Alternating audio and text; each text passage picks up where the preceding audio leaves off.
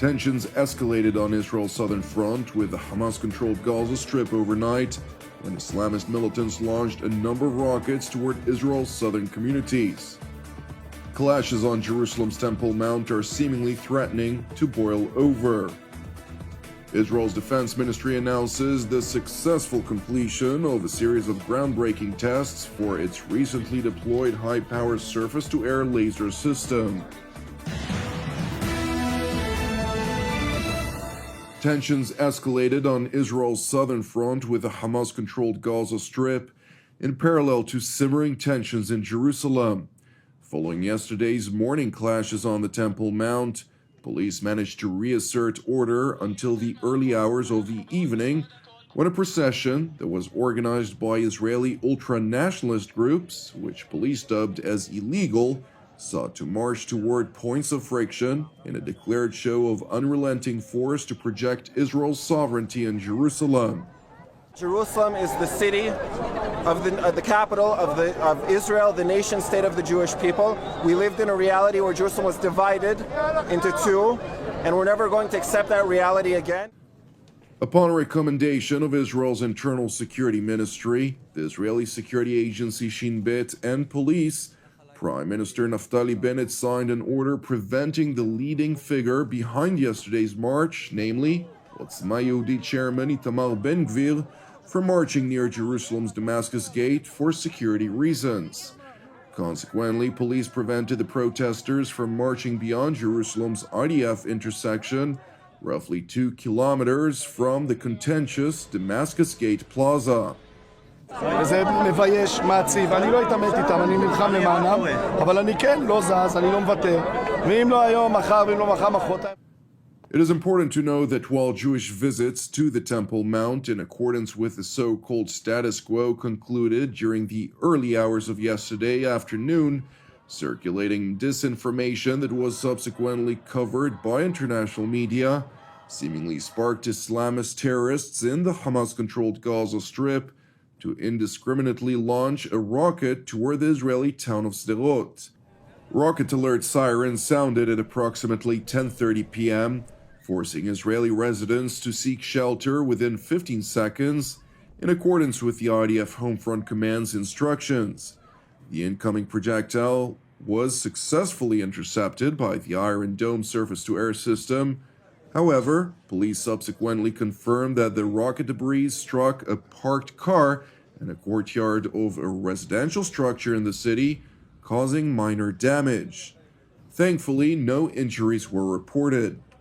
Approximately 3.5 hours later, Israeli aircraft launched a retaliatory response against what the IDF spokesperson's unit said was a military post and an entrance to a terror tunnel leading to a central underground complex containing raw chemicals used for the manufacturing of rocket engines.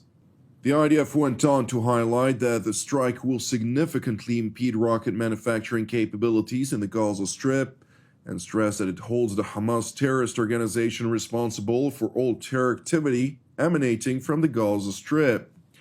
It is important to know that during Israel's aerial offensive, the Islamist Hamas launched a number of SAM-7 anti-aircraft projectiles toward the operating IAF aircraft, while in tandem, 4 rockets were indiscriminately launched toward Israel's southern communities.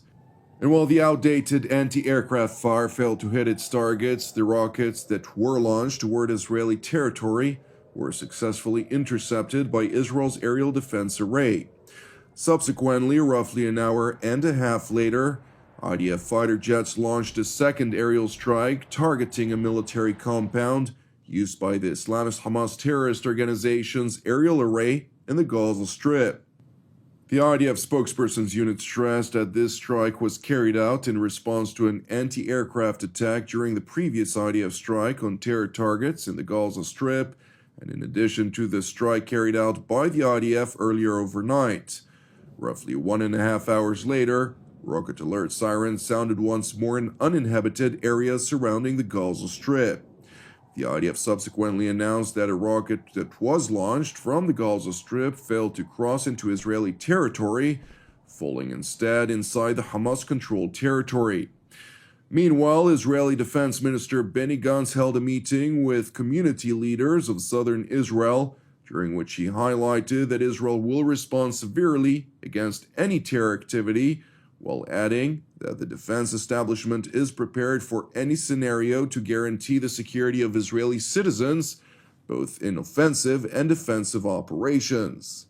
In tandem, the Islamist Hamas and Iranian proxy Palestinian Islamic Jihad threatened Israel, warning that Israel's actions in Jerusalem will lead to escalation and that the Islamist groups in the Gaza Strip are prepared for war.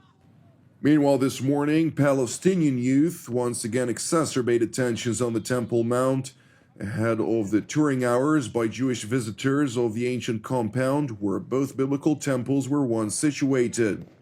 Consequently, Israeli riot police cleared a section of the plaza, while the Palestinian rioters barricaded themselves in the Al-Aqsa Mosque, from which they persisted with hurling of rocks and fireworks.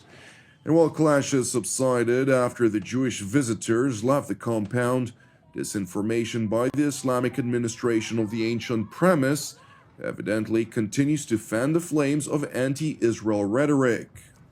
يعني الأوضاع كما مر في الأيام السابقة، حصار للمسجد الأقصى المبارك، إخراج المصلين، هناك معتكفون في داخل المسجد القبلي مغلق عليهم الأبواب، هناك اقتحامات بالجملة للمسجد الأقصى المبارك، هناك نوع من الغليان الواضح هنا في محيط المسجد الأقصى المبارك. هذا يوم عصيب على المسجد الأقصى المبارك وعصيب على دائرة الأوقاف وعصيب على المسلمين، بمعنى تفريغ الأقصى من المصلين المسلمين ووجود فقط المجموعات اليهودية التي تقتحم المسجد الأقصى المبارك. هذا أمر خطير يجب أن يتنبه له الجميع بأننا في وضع يتطلب من الجميع الوحدة والوقوف بحزم أمام كل المخططات الإسرائيلية. Meanwhile, in the Israeli city of Tel Aviv, Foreign Minister Yair Lapid hosted a delegation of the U.S. State Department for deliberations on the rise of tensions, during which Jerusalem's top diplomat highlighted that the State of Israel is dealing with extremist Islamist terror, whose entire goal is to sow violence, fear, and chaos. Lapid went on to call on all leaders in the region to act and speak responsibly in order to calm the situation, while underscoring that Israel is preserving and will continue to preserve the status quo on the Temple Mount, while pledging further that there are no intentions of changing it whatsoever. The Israeli foreign minister continued by stressing, quote, "We will not accept in any situation a rocket fire from the Gaza Strip on the state of Israel. Hamas and the entire world must know that Israel will act and will do everything necessary to defend the security of its citizens." Participating in the meeting were Acting Assistant Secretary of State for Near Eastern Affairs Yael Lempert, Deputy Assistant Secretary of State for Israeli and Palestinian Affairs Hadi Amir, and U.S. Ambassador to Israel Tom Nides. It is important to know that the U.S. State Department delegation arrived in Israel after the White House reiterated its concern over the recent violence in Jerusalem, all the while condemning the indiscriminate rocket fire directed at Israel from the Hamas-controlled Gaza Strip. Well, we are deeply concerned by the recent violence in Jerusalem, at the Temple Mount, on the Temple Mount, and across the West Bank. We also strongly condemn the recent rocket attack on Israel. We continue to call on all sides to exercise restraint, avoid provocative actions and rhetoric, and preserve the historic status quo of the Haram al-Sharif Temple Mount. We also continue to urge Israeli and Palestinian officials to work cooperatively to lower tensions and ensure the safety of everyone. And we, of course, continue to closely follow the situation on the ground and stay in touch through diplomatic channels. It is worthy to know that while Israel is preparing for possible escalation on its southern front with the Hamas-controlled Gaza Strip, earlier this week the Israeli Defense Ministry announced that its newly deployed high-power laser system successfully completed a series of groundbreaking tests against steep-track aerial threats. לפני כמה שבועות הכרזנו על צעד דרמטי, הוצאה לפועל של הזמנת ענק לפיתוח וייצור מערכת הגנה בלייזר. היום הצעד הזה הופך להישג בינלאומי. בפעם הראשונה אי פעם, מערכת לייזר רב עוצמה, מפיתוח כחול לבן, מיירטת מטרות בטווח של קילומטרים. הצלחנו ליירט מגוון איומים מסוגים שונים, פצמ"רים, רקטות, מל"טים ועוד הרבה איומים אחרים. השימוש בלייזר הינו שובר שוויון, שיהווה נדבך משמעותי משלים ליכולות ההגנה האווירית של מדינת ישראל. As mentioned by Brigadier General Yaniv, the high-powered laser system constitutes a so-called balance breaker, since operating it, in contrast to other aerial systems, barely costs any money, since its offensive capabilities are based on a high-voltage laser beam.